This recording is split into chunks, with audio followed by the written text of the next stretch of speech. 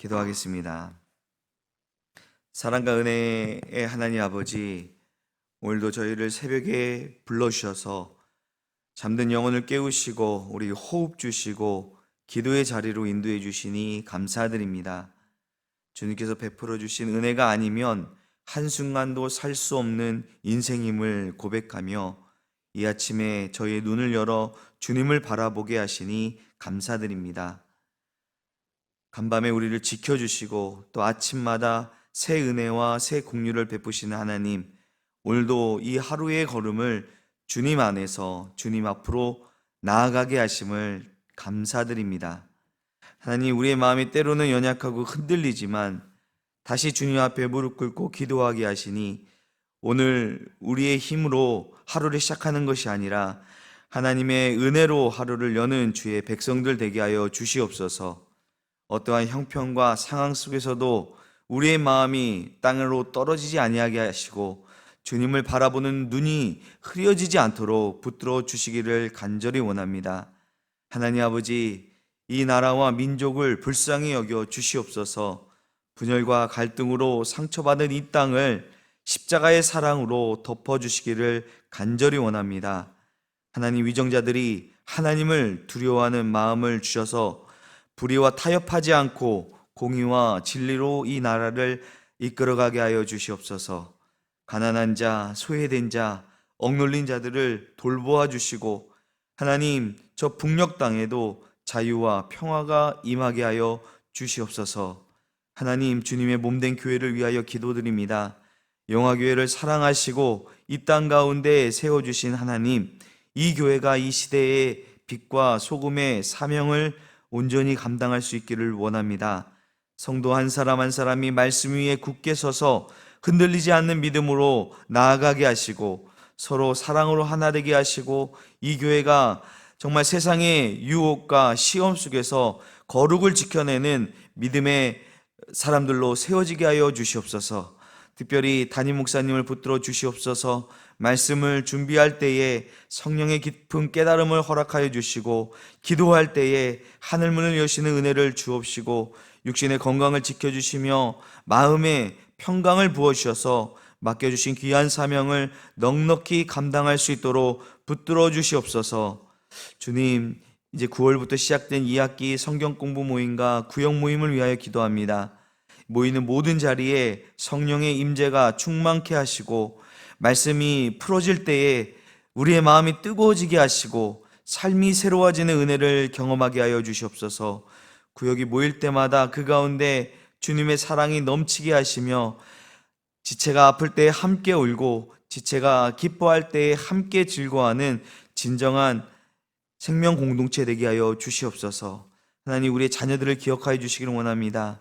세상의 풍조 속에서 믿음을 잃지 않게 하시고 정말 어릴 때부터 주님의 말씀을 마음에 새기며 하나님을 경외하는 자로 자라나게 하여 주시옵소서. 학업과 진로의 길에서 지혜와 분별을 주시고 세상의 성공이 아니라 하나님의 뜻을, 하나님 주신 꿈을 이루어가는 삶을 살게 하여 주시옵소서. 다음 세대를 통하여 우리 영화교회의 미래를 준비하게 하시고 그들의 삶이 하나님의 나라를 확장하는 도구와 통로가 되게 하여 주시옵소서. 하나님, 몸이 연약한 성도들을 위하여 기도드립니다. 육체의 질병으로 고통받는 이들에게 치유의 은혜를 허락하여 주시옵소서. 또한 마음의 상처와 눌림 가운데 있는 자들을 위로하여 주시기를 원합니다. 병상에서도 믿음이 연약해지지 않게 하여 주시고 우리의 약함을 통해 주님의 강하심이 드러날 수 있도록 주님 치료의 손길을 바라여 주시옵소서. 교회 공동체가 함께 돌보고 기도하게 하옵시고 주의 국률로 회복의 역사를 허락하여 주시옵소서. 새 성전 건축을 위하여 주님께 기도드립니다. 기초에서부터 마무리까지 주님의 손에 있는 줄 믿습니다. 공정 하나하나가 차질 없이 진행되게 하여 주시고 일하는 손길들을 주님께서 지켜주시고 아무런 사고 없이 안전하게 공사가 이루어지게 하여 주시옵소서. 필요한 재정을 채워주시고 정말 사람의 계획이 아니라 하나님의 뜻대로 세워지는 은혜를 모두가 경험케 하여 주시옵소서. 이 성전이, 이 예배당이 완공되었을 때에 하나님께 온전히 영광 돌리고 수많은 사람들이, 또 지역 주민들이, 지역 이웃들이 함께 나와 주님 앞에 나오는 그런 은혜의 집이 될 수 있게 주님 역사하여 주시옵소서. 하나님, 내일 드릴 주일 예배를 위하여 기도합니다. 우리에게 사모하는 마음 허락하여 주시옵소서. 오늘 하루 거룩하게 준비하게 하시고 모든 예배의 자리마다 성령의 임재가 충만케 하여 주시옵소서. 온 성도가 한 마음으로 하나님을 찬양하게 하시고 주의 말씀을 통해 다시금 새 힘을 얻게 하여 주시옵소서. 오늘도 주님 말씀 앞에 섭니다. 이 말씀이 우리의 삶을 이끄는 주님의 생명력 있는 말씀 되기를 간절히 소원하며 이 모든 말씀 예수님의 이름으로 기도드립니다. 아멘. 오늘 하나님께서 우리에게 주시는 말씀은 로마서 8장 12절에서 17절까지의 말씀입니다. 로마서 8장 12절에서 17절까지 말씀을 우리 함께 하나님 말씀 읽도록 하겠습니다. 그러므로 형제들아, 우리가 빚진 자로되 육신에게 져서 육신대로 살 것이 아니니라. 너희가 육신대로 살면 반드시 죽을 것이로되 영으로서 몸의 행실을 죽이면 살리니 무릇 하나님의 영으로 인도함을 받은 사람은 곧 하나님의 아들이라. 너희는 다시 무서워하는 종의 영을 받지 아니하고 양자의 영을 받았으므로 우리가 아빠 아버지라고 부르짖느니라. 성령이 친히 우리의 영과 더불어 우리가 하나님의 자녀인 것을 증언하시나니 자녀이면 또한 상속자 곧 하나님의 상속자요 그리스도와 함께한 상속자니 우리가 그와 함께 영광을 받기 위하여 고난도 함께 받아야 할 것이니라. 아멘. 우리 계속해서 로마서 말씀을 보고 있습니다. 이 로마서 말씀을 우리가 보면서 이 로마서가 그 서신서, 그러니까 편지라는 사실을 염두하고 보시면 좀 더 이해하는 데 도움이 될 것입니다. 지금 로마서는 사도 바울이 한 번도 가보지 않은 로마 교회에 보내는 편지라는 것이죠. 그렇기 때문에 바울은 자신이 세운 교회도 아니고 또 자신에게 한 번도 설교를 듣지 못했던 그들에게 자신이 받은 복음, 또 자신이 전하고 있는 복음에 대해서 체계적으로 제대로 설명할 필요가 있었습니다. 그리고 또 한 가지 생각해 두어야 할 것은 바울 사도가 서신서를 보낼 때에 보통 이 편지를 주고받는 교회와 교감을 위해서 그 교회가 가지고 있는 여러 문제에 대한 권면의 내용을 편지에 담아 보냅니다. 바울은 로마 교회에 대해서도 분명 그 교회, 로마 교회가 직면한 문제에 대해서 들었을 것입니다. 로마 교회의 가장 큰 문제는 바로 로마 교회를 처음 세웠을 때에 세웠던 그 유대 그리스도인들이 로마 황제의 그 유대인 추방령에 의해서 로마를 떠나게 되자 이제 이방인 그리스도인들이 로마 교회에 남아서 중심이 되게 되었는데, 그 추방령이 해제된 후에 다시 그 유대인 그리스도인들이 로마 교회로 돌아오게 되고 그들 사이에 적잖은 갈등이 있었습니다.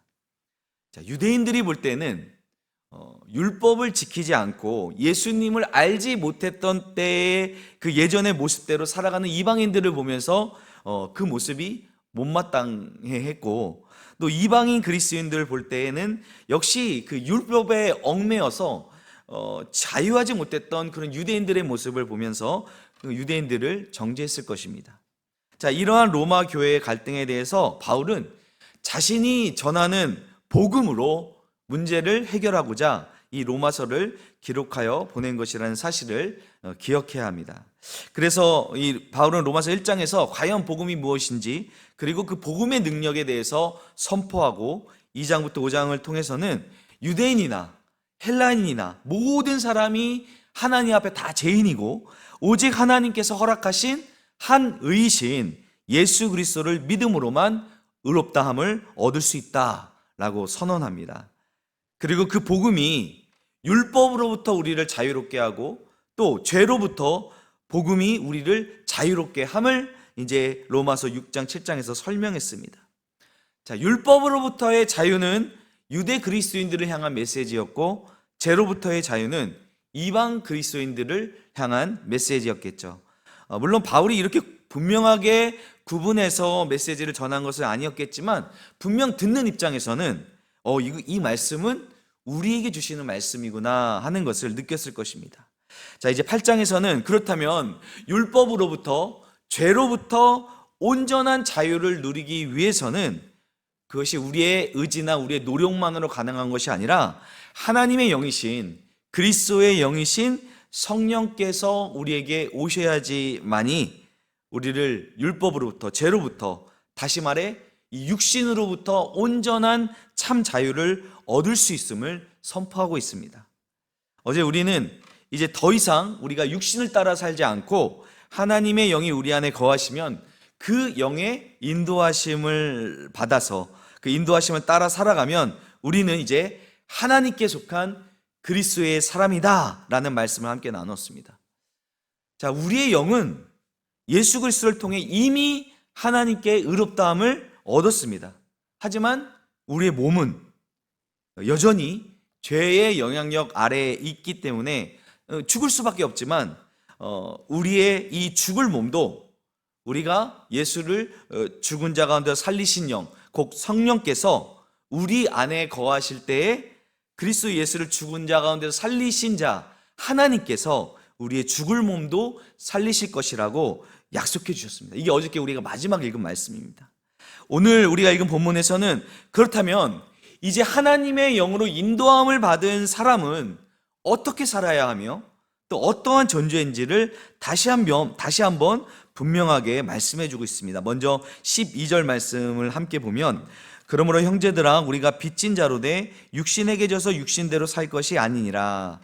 자, 여기서 빚진 자란 어떤 의무를 지닌 자를 말합니다. 바울은 로마 교회 형제들에게 선포하기를 우리가 예전에는 육신이 원하는 대로 끌려다닐 수밖에 없는 마치 빚진 자처럼 살았지만 이제는 우리에게 그러한 어떠한 의무도 없다는 것입니다. 이제 더 이상 육신에게 져서 육신이 원하는 대로 육신이 하고자 하는 대로 끌려가는 것이 아니라 그렇게 사는 것이 아니라는 것입니다. 왜 그렇습니까? 14절 말씀을 먼저 보게 되면 무릇 하나님의 영으로 인도함을 받는 사람은 곧 하나님의 아들이라 라고 말씀하고 있습니다. 우리는 이제 하나님께 속한 그리스도의 사람이요 하나님의 영을 따라가는 사람, 곧 하나님의 아들이 되었기 때문에 이제 더 이상 육신을 따라 살아야 할 어떠한 의무도 우리에게, 어떠한 빚도 우리에게 없다는 것입니다. 이 선언은 유대인이나 헬라인이나 모두에게 필요한 말씀이었습니다. 유대인들은 율법주의에 갇혀서 율법의 요구에 끌려가는 삶에서 해방되었음을 선포하는 것이고, 이방 헬라인들에게는 그들이 예전에 살아가던 그 죄의 본성에 끌려가던 그 욕망의 지배로부터 자유함을 얻었다는 선포인 것입니다. 13절 말씀에 너희가 육신대로 살면 반드시 죽을 것이로되 육신을 따라 살아가면 그 결국은 죽음입니다. 하지만 영으로서 몸의 행실을 죽이면 살리니 이제 오직 성령의 이끄심을 따라 살아가며 여전히 우리는 죄의 영향력 아래, 그 죄의 유혹 아래에 있다 하더라도 그것을 떨쳐내고 이 몸의 행실을 죽이면 결국 우리는 참 자유, 새로운 생명을 얻게 된다는 것입니다. 왜냐하면 이제는 우리가 하나님의 아들, 하나님의 딸이 되었기 때문이라는 것입니다. 15절 말씀에 너희는 다시 무서워하는 종의 영을 받지 아니하고 양자의 영을 받았으므로 우리가 아빠, 아버지라고 부르짖느니라. 우리의 정체성이 완전히 바뀐 것입니다. 다시 말하자면 우리의 법적 신분이 완전히 바뀐 것입니다. 이 로마 사회 안에서 그 양자의 개념은 그 옛 가문과의 관계를 완전히 법적으로 완전히 끊어지고 새 아버지의 이름, 권리, 유업을 완전히 물려받게 되는 것을 의미합니다. 여전히 예전에 살아오던 어떤 습관이 있을 거 아니에요.